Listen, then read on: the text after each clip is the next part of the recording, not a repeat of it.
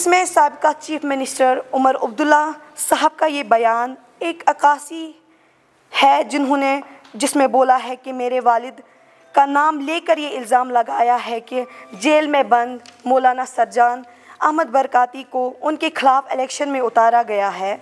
हालांकि ये फ़ैसला मेरी ज़ाती नवाद का था, क्योंकि उमर साहब ने पार्लियामेंट इलेक्शन में बारामूला के मौजूदा मेंबर पार्लियामेंट इंजीनियर रशीद साहब के फ़र्जंद को ये कहा था कि अगर मुझे पता होता कि आप इलेक्शन लड़ रहे हैं तो मैं अपना फॉर्म नहीं भरता। तो मैंने सोचा कि अगर ये उमर साहब की कॉन्स्टिट्यूंसी से अपने वालिद साहब का फॉर्म नामज़दगी करती हूँ तो शायद उमर साहब अपनी बात औज़ुबिल्लाहि मिनश्शैतानिर्रजीम बिस्मिल्लाहिर्रहमानिर्रहीम। मेरे ज़राए इब्लाग से वाबस्ता भाइयों और बहनों, अस्सलामु अलैकुम वरहमतुल्लाहि वबरकातुहू। जैसे कि आप जानते हैं, मैं सुगरा बरकाती बिनते सज्जान बरकाती की बेटी हूँ। बीरवा असम्बली हल्का 28 से उम्मीदवार है। आपके साथ कुछ बातें करना चाहती हूँ। हम और हमारे साथी बीरवा के लोगों का शुक्रिया अदा करना चाहते हैं जिन्होंने अपना जज्बे और खुलूस का बेइंतहा इजहार करके हमें बेतहाशा प्यार से नवाजा। चूँकि मेरे बाबा मेरी वालिदा के साथ असीरी में हैं और मजबूरन मुझे और मेरे 11 साल के भाई को ये बारीक ज़िम्मेदारी उठानी पड़ रही है। मगर इस दौरान बहुत से मसाइलों का सामना हुआ, जैसे कि मेरे साथ एक साइकोलॉजिकल लड़ाई लड़ी जा रही है, जिसमें साबिका चीफ मिनिस्टर उमर अब्दुल्ला साहब का ये बयान एक अक्कासी है जिसमें बोला है कि मेरे वालिद का नाम लेकर ये इल्ज़ाम लगाया है कि जेल में बंद मौलाना सज्जान अहमद बरकाती को उनके खिलाफ इलेक्शन में उतारा गया है। हालांकि ये फ़ैसला मेरी ज़ाती नवाद का था, क्योंकि उमर साहब ने पार्लियामेंट इलेक्शन में बारामूला के मौजूदा मेंबर पार्लियामेंट इंजीनियर रशीद साहब के फ़र्जंद को ये कहा था कि अगर मुझे पता होता कि आप इलेक्शन लड़ रहे हैं तो मैं अपना फॉर्म नहीं भरता। तो मैंने सोचा कि अगर ये उमर साहब की कॉन्स्टिट्यूंसी से अपने वालिद साहब का फॉर्म नामज़दगी करती हूँ तो शायद उमर साहब अपनी बात का लाज रखेंगे। चूँकि बदले में उमर साहब ने इल्ज़ामात की बारिश बरसाई तो मैं बेदिल होके इस नतीजे पे पहुंची कि हम गांदरबल से कैंपेनिंग नहीं करेंगे। सिलसिला यहाँ नहीं रुका। उनकी एक खातून स्पोक्सपर्सन इफ़रा जान ने तो हद ही पार कर दी, जिसमें उन्होंने एक व्लॉग में बोला कि मेरे वालिद साहब के बारे में बदज़ुबानी करके मेरे वालिद साहब को चोर कहकर पुकारा, जो कि मेरे लिए किसी खंजर से कम नहीं था। मैं इफ़रा जान को और उसके वालिद साहब को ये कहना चाहती हूँ कि आप बताइए मेरे बाबा ने आपका क्या चुराया है कि मेरे बाबा पे इतने गिरावने और घटिया ज़ुबान के इस्तेमाल कर रहे हो। इस बात का फ़ैसला मैं कश्मीर के लोगों पर और रोज़ महशर पे डालती हूँ कि हम देखते हैं कि इंशाल्लाह रोज़ महशर में इस बात का जवाब उनको ज़रूर मिलेगा। अगर इस वक्त हम मासूम हम मज़लूम उनको कुछ नहीं कह सकेंगे, लेकिन रोज़ महशर में अपना ये सवाल अल्लाह ताला के सामने रखूँगी कि आप उनको बोलिए कि मेरे बाबा ने उनका क्या चुराया था। और आखिरी बात इंजीनियर अब्दुल रशीद साहब के बारे में करूँ। हमने इंजीनियर साहब से इसलिए सीट की रिक्वेस्ट की थी कि हम ये समझते थे कि वो वॉलंटियरली हमारे लिए मैंडेट छोड़ देंगे, जबकि इनसे हमारा राब्ता तब से चल रहा था जब से मेरे बाबा का फॉर्म नामज़दगी ज़ैनपुरा से रिजेक्ट हुआ था।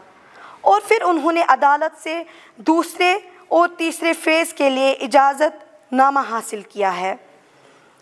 फिर दूसरे फ़ेज़ के लिए हमने 2 जगह फॉर्म इसलिए भरा क्योंकि हमें इस बात का डर था कि जैसे ज़ैनपुरा से एक साजिश के तहत हमारा फॉर्म नामज़दगी रिजेक्ट करवाया गया, वैसे और जगह पर भी होने का अंदेशा था।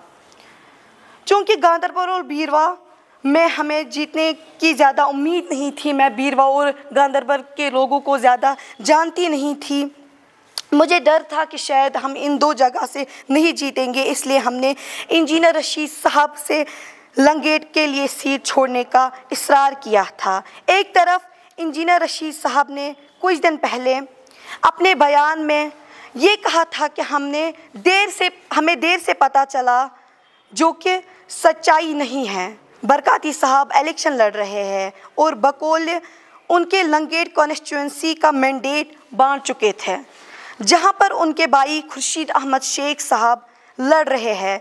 याद रहे, खुर्शीद अहमद शेख साहब से हमारा राब्ता पहले फेज़ के दौरान ही हुआ था और उसके बाद हमने उनके जो स्पोक्स पर्सन है, 7 सितंबर की बात है, हमने उनका जो स्पोक्स पर्सन इनामुन नबी साहब है, उनके साथ हमने बात की थी। उन्होंने बोला था कि मैं आपकी बात अमानत तौर पे रख रहा हूँ, मैं आपकी बात हाई कमांड पे ये बात रखूँगा कि ऐसा कुछ है, लेकिन उसका जवाब आज तक ना आ सका।